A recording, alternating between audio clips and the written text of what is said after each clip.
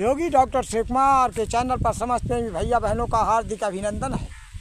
मेरे प्रेमी भैया बहनों, पिता तुल्य बुजुर्गों और माताओं, युवा भाई और बहनों, भारत माता की पावन पुण्य भूमि पर पुष्पों की भांति उछलते कूदते नन्हे मुन्ने बच्चे सभी को मेरा हार्दिक जय गुरुदेव, हार्दिक अभिनंदन करता हूँ। देखिए, जब पिता परमात्मा निराकार साहब सब जगह मौजूद है, कण कण में रम रहा है, तो हमको उसकी भक्ति के फूल जो हैं वो भी बनावटी फूल नहीं होनी चाहिए। सच्चा फूल कौन सा है वो मैं आपको बताता हूँ कि सच्चा फूल कौन सा है। परमपिता परमात्मा के पूजा के फूल कौन से हैं। देखिए, पहला फूल है अहिंसा।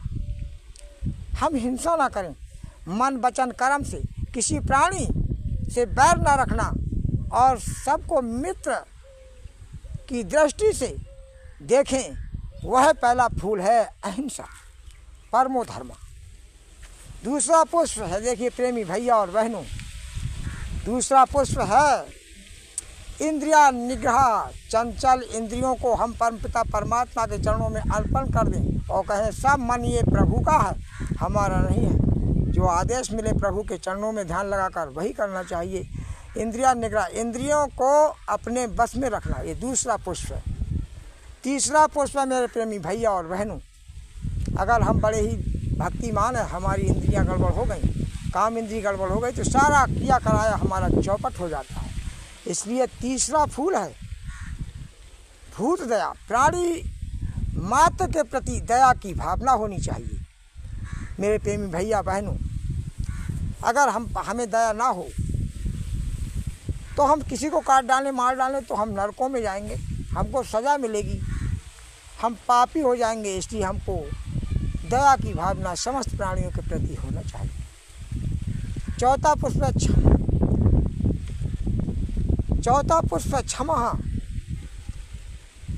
दयानंद जी ने जगन्नाथ रसोईया ने उनको विष दे करके मारा था, लेकिन उन्होंने फिर भी उस पर क्षमा किया और कहा ये 500 रुपये ले जाओ और तुम यहाँ से चले जाओ, नहीं तो तुम्हें प्रेमी जन मार डालेंगे।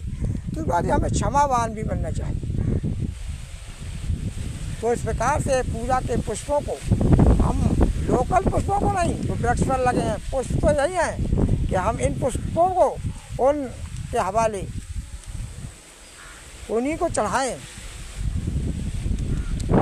सत्य है, सत्य से बढ़कर कोई धर्म नहीं है। सत्य को ग्रहण करें और ध्यानम निर्विषम मना, मन का विषयों से रहित होना ही ध्यान है।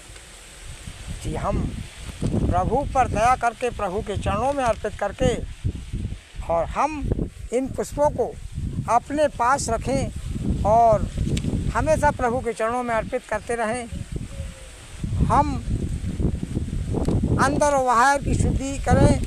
हम अपनी छल कपट चोरी की भावना कभी ना रखें। मेरे प्रेमी भैया और बहनों, पूजा के पुष्प भी हमारे अंदर के ही होनी चाहिए। पाप हमें प्रभु के चरणों में अर्पित करना चाहिए। हम पाप आज से कभी नहीं करेंगे और आंतरिक और बाहरी शुद्धि भी हमारी होनी चाहिए। मेरे प्रेमी भैया और बहनों, योगी डॉक्टर तो सबका हार्दिक अभिनंदन करता है, सबका हार्दिक अभिनंदन करता है। जय गुरुदेव, नमस्कार।